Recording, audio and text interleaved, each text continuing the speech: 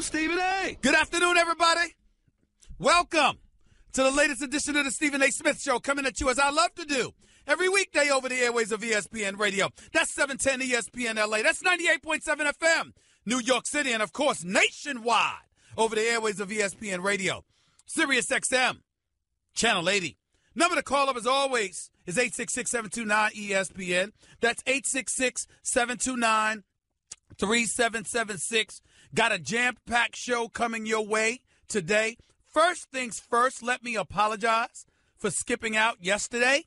I had to travel back from Las Vegas, as most of you know. I was on the road interviewing Floyd Money Mayweather for his upcoming fight against Conor McGregor on August 26th in Las Vegas, Nevada.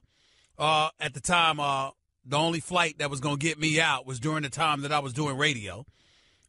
Outside of that, I would have had to wait until 9 or 10 o'clock at night to get the hell out of town, and I could not afford to do that yesterday, needing to be back in town on this particular day. So that is why I was gone yesterday. My apologies to all of you. I missed you as well. I am back. I am here. Couple of things that I'm going to get into. Sitting down with Floyd Money Mayweather. Look, he's a salesman. Let's just call it what it is. Listening to Floyd Money Mayweather, you would think that Conor McGregor has a chance. This is Floyd Money Mayweather, and I'll play a few minutes of my interview with him for you in about 30 minutes or so. I'll play some of it for you, but if you listen to Floyd Money Mayweather, Conor McGregor's bigger. He's stronger. Obviously being in the UFC, more physical, et cetera, et cetera. I mean, Floyd did everything but call a man Superman. Did everything but call him Superman. Clearly you're trying to sell a fight, because ain't no way in hell, I believe, that Conor McGregor has more than a 1% chance. That 1% chance would be due to the fact that the dude has power. He packs power in his punch, and and you always give a puncher a 1% chance. I'm not Max Kellerman talking about, Floyd won't even get touched. I think that's ridiculous. Max said he won't even get touched in the body. But I don't want to sit up there and paraphrase. You know I'm going to have my man Max Kellerman, who does First Take with me every week. You know I'm going to have him on this show with me before that fight. Make no mistake about it. He think it's an insult to even think that Floyd will get touched. Fair enough. I don't think he'll get touched either. But I do think it's possible. And that's why I'll give Conor McGregor a 1% chance. But that's it. Nothing else. But Floyd seems poised. Floyd seems ready. Obviously, he's always in shape. And listen, he never comes into the ring unprepared. He's trying to downplay it, but at the same time, Conor McGregor talking as much smack as he's talked to Floyd. I think the one thing that Floyd said to me that was just more ridiculous than anything was when he said, if I lose, I still got my money. I'm still going to cash the check at the end of the night. And on top of it all, I'll have my health intact, and I'll have my family and loved ones. Come on now. You don't go 49-0 for nothing and then don't care about your resume, your legacy. If Floyd Money Mayweather loses this fight, it will be the biggest upset in the history of boxing, because when has the self-proclaimed best in the world, someone who's universally recognized as one of the greatest ever, without question arguably the greatest defensive fighter of all time, you lose to a guy that's never boxed professionally in his career? As far as I'm concerned, Conor McGregor has no business in the ring with Floyd Money Mayweather. I asked Floyd about whether or not that did a disservice to boxing, that you allowed this dude to get into the ring with you. Obviously, he had an answer for everything. And during the next few days and weeks to come before this fight, I will be airing snippets of my interview with him for you. 866-729-ESPN is the number to call. It's 866-729-3776. Do y'all give Conor McGregor any kind of chance whatsoever? My chance is at 1%. What's your percentage? I'm really interested in knowing. Now let me get to something else. Because I did my, just talking to a few people last few days, last few hours. One of my boys in particular, very, very knowledgeable about the NBA. I had the pleasure of talking to him over an hour ago. And we were talking about two things, CP3 and Carmelo Anthony. Now, for those of you who were living under a rock and you don't know, CP3 exercised the opt-out clause in his contract, was going to leave the Los Angeles Clippers instead. got traded to the Houston Rockets. Did y'all know that CP3 turned down 5 years? The Clippers were going to offer him a 5th year. That was going to elevate his salary to $207 million. He turned it down. Clearly betting on himself in Houston with James Harden, believing that whatever level of success he's able to capture by being being in Houston with James Harden will definitely put him in a position to make a max deal. Somebody pointed out something very, very tricky about that. Steve Ballmer, the owner for the Los Angeles Clippers, loves him some CP3. Loves CP3. Somehow during that press conference involving Patrick Beverley and those boys, you see how happy Doc Rivers looked? Doc Rivers don't look too fazed that Chris Paul's gone, you know. So you got that element going on. If you're CP3 scheduled to make $24.268 million this upcoming season, is it right for him, 33 years of age, I think, to bet on himself? Is it right for him to turn down 5 years, over $200 million?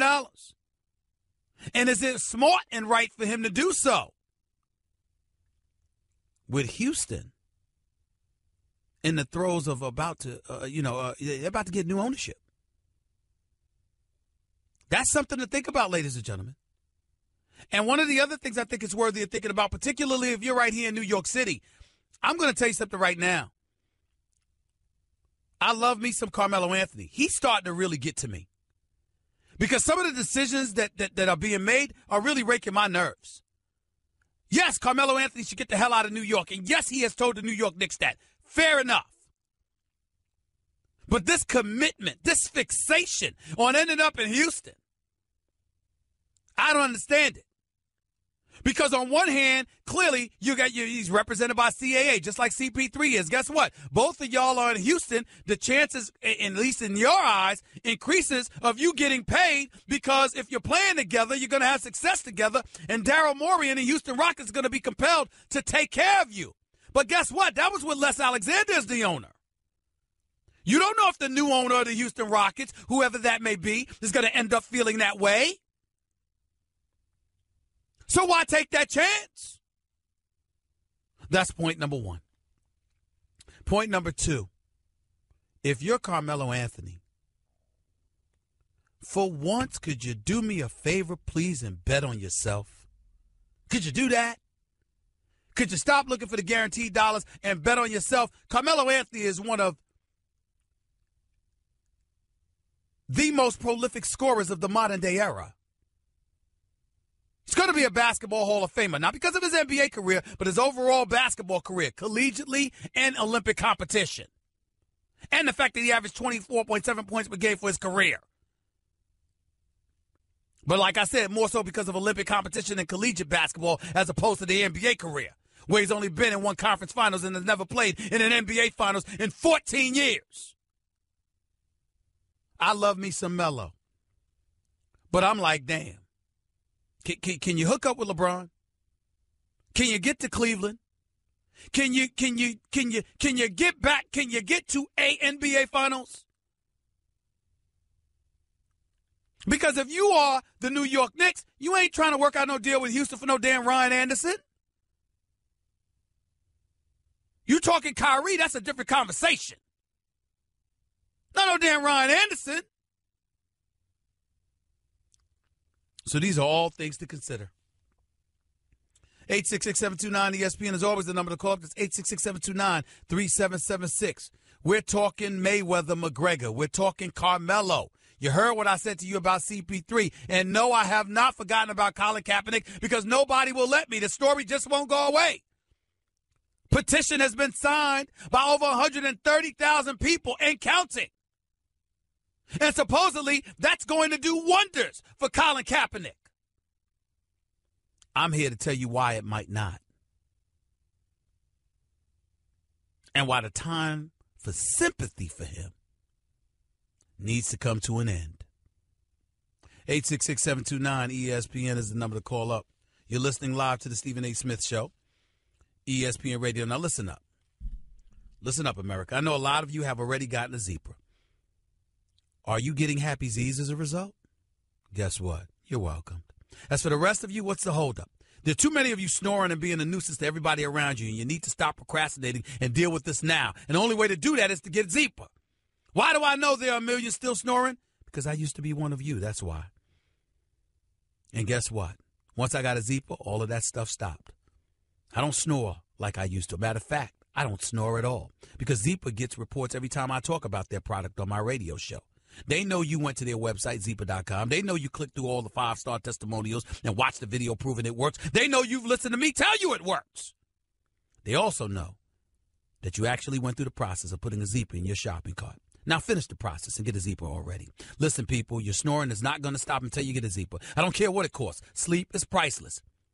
You would know this if you got a Zeepa and you read the message inside the box. I'm telling you to get a Zeepa right now. Stop procrastinating. Go to Zeepa.com. That's ZYPPAH.com. Remember, Zeepa is Happy Z, spelled backwards. Your calls and more in a minute as we continue on the Stephen A. Smith Show, ESPN Radio. Okay, Kevin, for the grand prize of $1 million, what color is the White House? I know this. 5 seconds. Oh, switching to Geico could save you a bunch of money on car insurance? Okay. Judges? That's true, Kevin. They'll allow it. Congratulations. You're a winner. Woo! Geico, because saving 15% or more on car insurance is always a great answer. You're listening to the Stephen A. Smith Show podcast. Let me tell you something right now. Welcome back to Stephen A. Smith Show, ESPN Radio. As I talked about Mayweather and Carmelo Anthony and CP3 and all of that stuff, I'm just looking at CP3 and I'm like, you're fantastic. Superstar point guard as far as I'm concerned. Making $24 million this year, but could add 200. And you're betting on yourself on a new team that's now about to get new ownership. And CAA, being the brilliant agency that they are, probably conjured up the idea of Melo and CP3 together in Houston, trying to make that happen. But the problem arises from that because your thinking is that you get the both of them together, that's the best chance to get both of them paid. My point is, if you're Melo, what happened to winning? Why would you want to go out west? Because, by the way, the Golden State Warriors aren't the only opposition. San Antonio Spurs are no joke. And, oh, by the way, the Oklahoma City Thunder are a threat. Russell Westbrook and Paul George are not chopped liver. And Cantor and Adams and those boys can do some things as well. It's not a foregone conclusion that Melo, CP3, and James Harden goes to Houston and they go to the conference finals. That is not a foregone conclusion. It absolutely, positively is not. So it's going to be real interesting. Now let me get to Colin Kaepernick. Ladies and gentlemen, I stand here today telling you that I still support this man. I think there are at least 30 jobs 30 people that have jobs ahead of him. 30. Some starters, mostly reserves, but there is no question that Colin Kaepernick, from a talent perspective, should be in the National Football League. There's no question in my mind he's being blackballed or whiteballed. I feel exactly that way. And I also feel that there's a lot of naysayers out there and critics out there of Colin Kaepernick who should really check themselves, because guess what? If you want to tout the red, white, and blue, the American flag, and what we stand for as a nation, shouldn't you be applauding the fact that he exercised his First Amendment rights and privileges, his constitutional rights, how his protest was peaceful, how he harmed no one, and more importantly, he broke no laws? That's more than we could say for Zach Randolph of the Sacramento Kings, who just got arrested, busted with weed, and had so much weed on them that the police labeled it intent to sell, which, by the way, is bogus. Bogus. I find that kind of charge reprehensible. Because somebody has an X amount of weed on them, you're going to attach the stigma of intent to sell? You don't have any proof that Zach Randolph wasn't going to smoke all of that himself? Or that he was going to share with his crew that he was with? That's not selling. So I really am opposed to that. But the biggest culprit in all of that is Zach Randolph, because what the hell are you doing putting yourself in that kind of situation? Breaking laws. Smoking weed. Can't stay off the weed. The hell are you doing? I like Zach Randolph, so I'm very disappointed in him right now. Very disappointed that he put himself in this position. But I don't want to hear that stuff about intent to sell. I don't believe that for 1 second. The man just signed a 2-year, $24 million extension. He's made over $150 million in his career. Don't tell me that he was on the street trying to sell some pot. That's just insulting. It's ridiculous. I don't believe it. TMZ and the other news reports said that the only reason they said intent to sell was because of the amount of weed he had on him. So the police automatically label it based on the amount that you have in your person. I just disagree with that philosophy. But Zach Randolph is still a culprit in all of this. Make no mistake. Back to Kaepernick. He hasn't broken any laws. And if you're a naysayer or a critic, where's your compassion? Where's your support for somebody who exercised the very rights you say this country is founded upon? However, now that we've got that aside, we have to, for at least one final time, get very, very real about Colin Kaepernick. Because as this protest is percolating and supposed to be protests outside the wall, the doors of the NFL headquarters on August 23rd. And all, ladies and gentlemen, I agree with my man Joe Madison. Urban View, Sirius XM, Channel 126, every weekday morning from 6 to 10 a.m. A man that I love and revere, to be quite honest with you, simply for the work that he does and what he means to the African-American community, because he's incredibly important. I got to tell y'all, I was driving in my car just listening to him yesterday. I had a few minutes in the car and I caught him. He's like, this protest with Colin Kaepernick ain't going to work. He's probably right. Joe Madison's probably right. Probably, I wouldn't say probably, he's absolutely right. It's not going to work. Whatever's going to happen is going to happen to Colin Kaepernick. But it damn sure ain't going to be because of some protest. Billionaire owners ain't trying to feel that. They're worried about their bottom line. And last time I checked, arguments can be made that Colin Kaepernick had a detrimental effect on the bottom line, not a positive one. He might have sold more jerseys to some degree and all of this other stuff. But at the end of the day, NFL fan base, if they go somewhere, that's where your real trouble lies. It doesn't lie in the reality if they don't go anywhere. And if you're Colin Kaepernick, ladies and gentlemen, can we support him and hold him accountable all at the same time? I think we can. We can support him because the attention that he strove to bring to police brutality, racial injustices, it's honorable and needs to be supported. But he was also the one that said he don't vote. He was wrong to say that. Let's take it a step further. Ray Lewis is behind the scenes trying to help you. Steve Bisciotti is on the record openly acknowledging that he's considering you. The Ravens and Coach John Harbaugh and Ozzie Newsome clearly are pushing him to consider you. And you respond, albeit not you directly, your girlfriend, but that is your lady,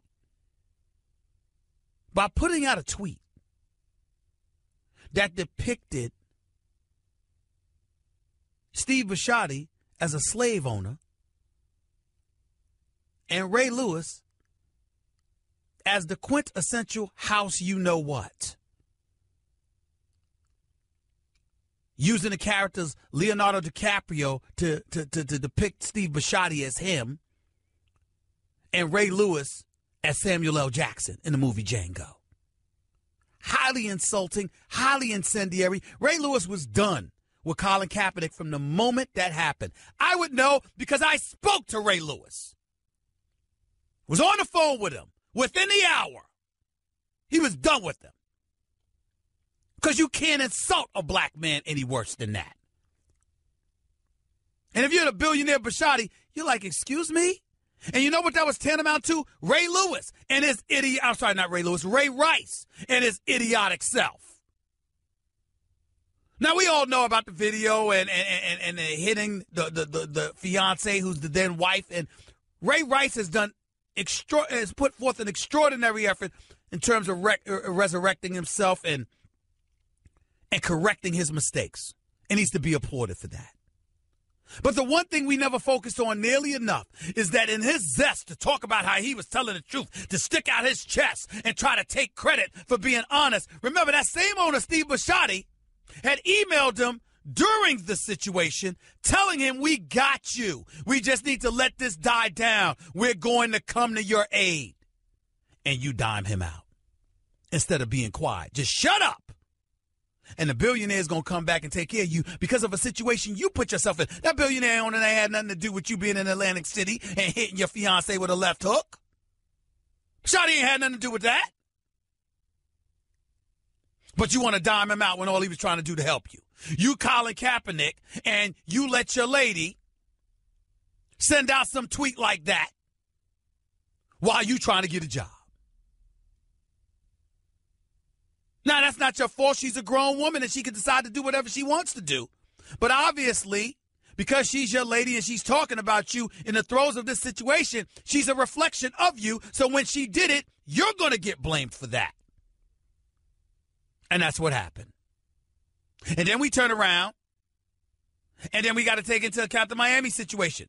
Yes, you took your stance last year. Did you have to go to Miami and wear a Fidel Castro T-shirt when you knew that 34% of the population there was Cuban? Did you have to do that?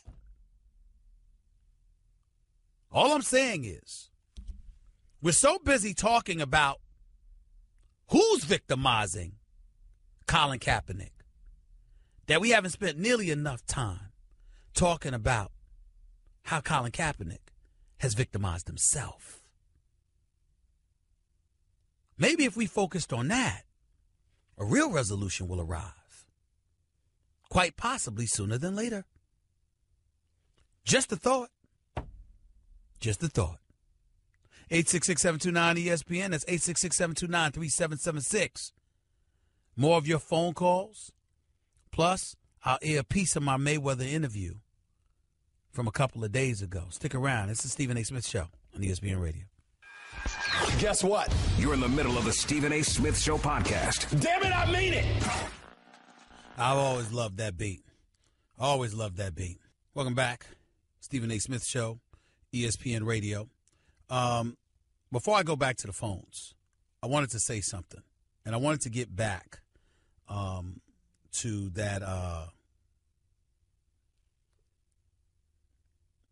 that conversation that I was having, or that conversation I was having with you about Zach Randolph, new member of the Sacramento Kings, recently arrested on charges of possession of marijuana with an intent to sell. And you see, because of the amount that he had on him, the police are allowed to label it intent to sell. Ladies and gentlemen, as an aside, I just want to sit up here and point out something to you. This is the kind of stuff that rakes the nerves of minorities in this country to no end. He has possession of marijuana, call it possession of marijuana.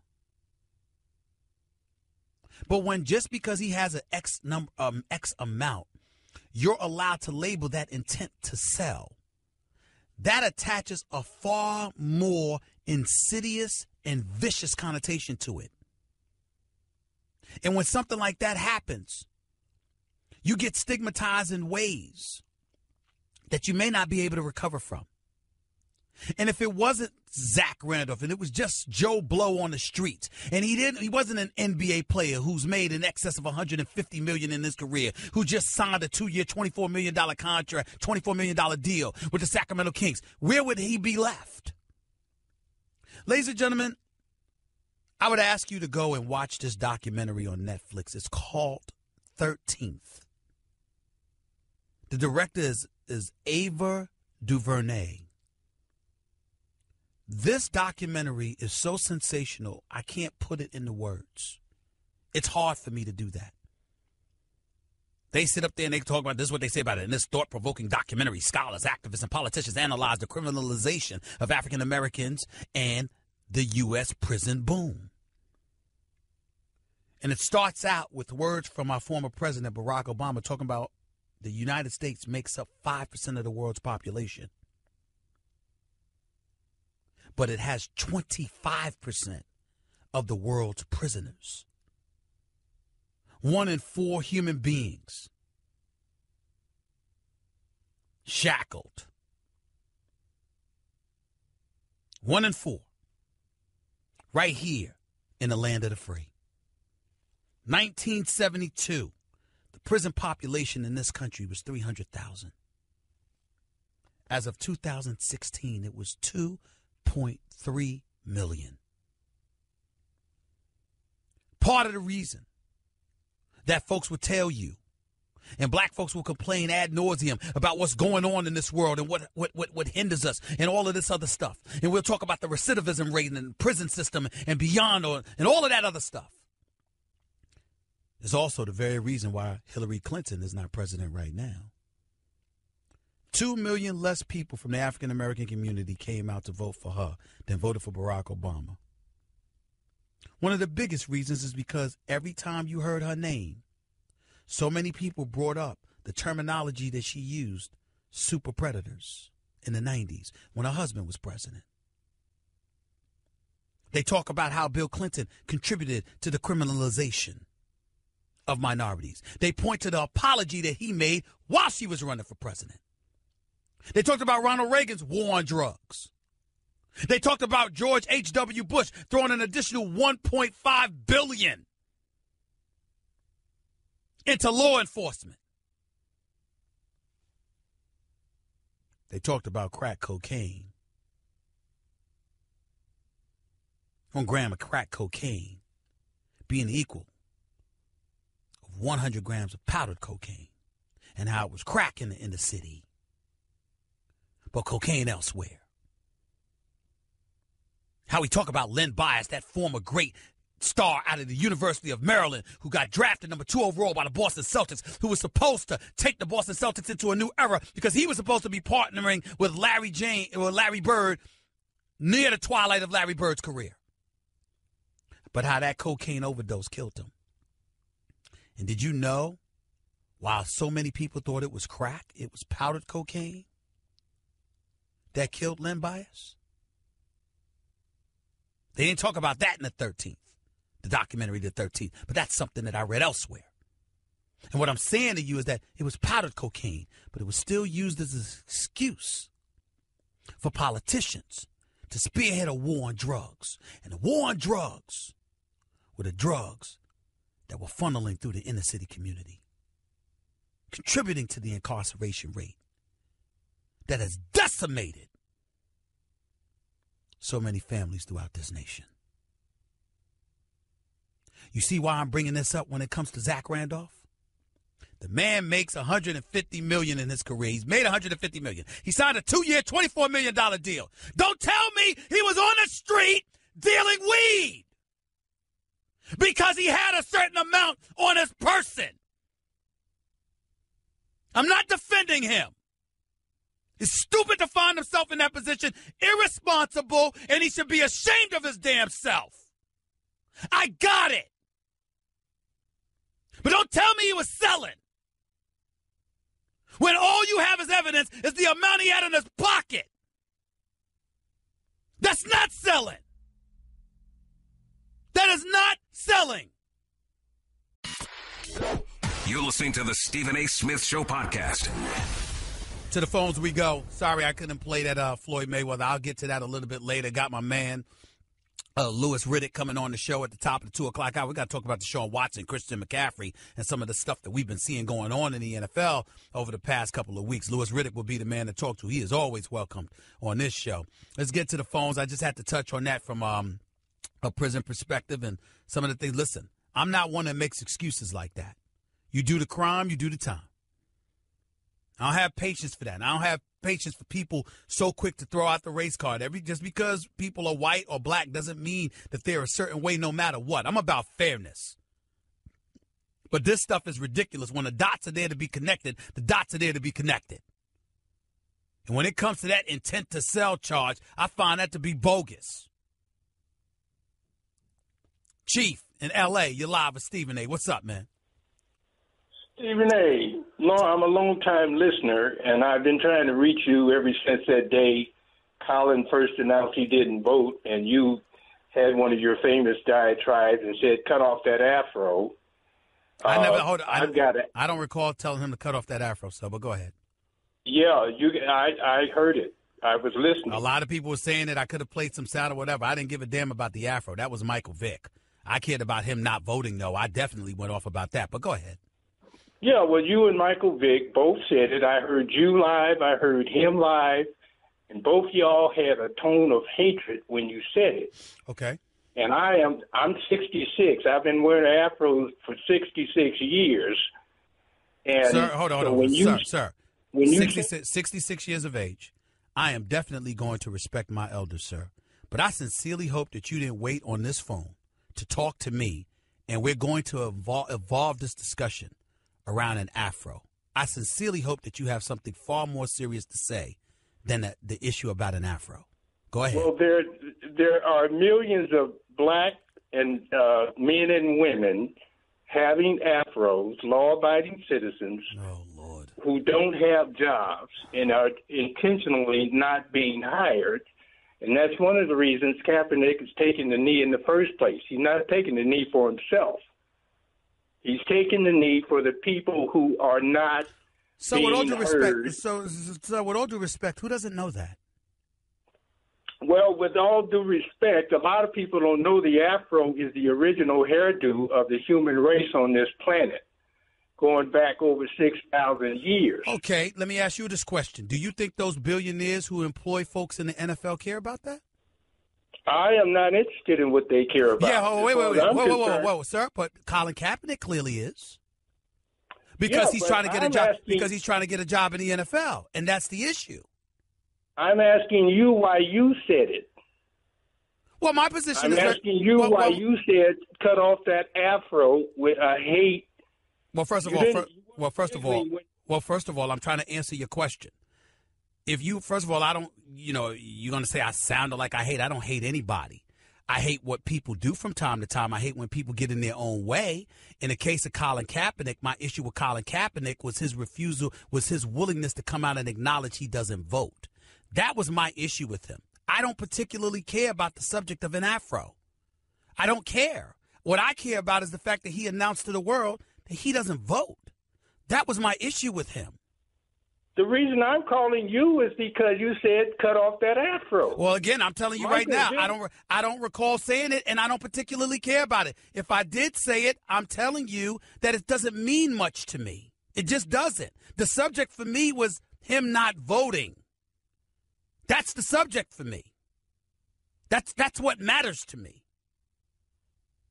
Well, what matters to me is that the original hairdo of the human race is being demonized and portrayed as dangerous. It's similar to Mark Cuban when in his comment about Trayvon Martin wearing a hoodie and looks so dangerous, and when Zuckerberg from Facebook wears a hoodie in the office, he's a hero. Well, wait a minute. Mark Cuban is the same guy that came on the air and said that, you know what, if he saw a guy in a hoodie, he'd walk to this next across the street, just like if he saw a skinhead, he'd walk across the street. Well, he said if he saw a white skinhead, he'd walk across the street. So why is it that you're bringing up the hoodie, but you're not bringing up the second part of that comment when Mark Cuban said if somebody was white but was a skinhead, he'd be just as scared of them? Why did you ignore that? I never heard him say that. Oh, you didn't hear that part. So you heard the part that you don't like the fact about the hoodie. You don't like the fact about the afro. You heard that crystal clear. But the other part that he said when it came to him pointing out how a white individual who's a skinhead with tattoos all over his head, he'd walk across the street for them too. You didn't hear that one, did you? No. Okay. I appreciate the call. Thank you very much. I'll keep that in mind. We can't have selective hearing. Mark Cuban wasn't talking about just black people. He talked about white folks. He talked about imagery and presentation. And more importantly, he talked about something that's very, very real. I had no problem whatsoever with what Mark Cuban had to say. Nothing. He was just being honest. In America, you have a right to be honest about what you fear, just like somebody has a right, like Chief did when he called up to correct you on that. But what he wants to focus on is the afro. Okay. Well, what if an employee in America said, I don't want you having a damn afro and being employed by my company? What you gonna do? I got a right to wear an afro. Yeah, okay, and he has a right not to hire you. Now what? That's just a sample of what you'll hear on the Stephen A. Smith Show. Weekdays at 1 p.m. Eastern on Sirius XM Channel 80 and the ESPN app.